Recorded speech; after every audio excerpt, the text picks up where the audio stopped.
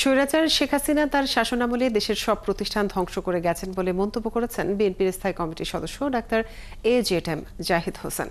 শুক্রবার বিকেলে দিনাজপুরের হিলিতে একটি অনুষ্ঠানে তিনি জানান, দেশকে প্রায় ধ্বংস করে পালিয়ে গেছেন শেখ হাসিনা। আজকে দ্রব্যমূল্যের দাম নিয়ন্ত্রণ করা যাচ্ছে না, দেশের জনজীবন অতিষ্ঠ। এই অবস্থায় দাম নিয়ন্ত্রণে তিনি অন্তর্বর্তীকালীন সরকারের প্রতি আহ্বান জানান। গত 17 বছরে যত অন্যায় নির্যাতন চালিয়েছে ফ্যাসিস্ট সরকার, দেশের মাটিতে ফিরিয়ে এনে প্রত্যেকটি অন্যায় নির্যাতনের বিচার করা হবে বলেও জানান তিনি।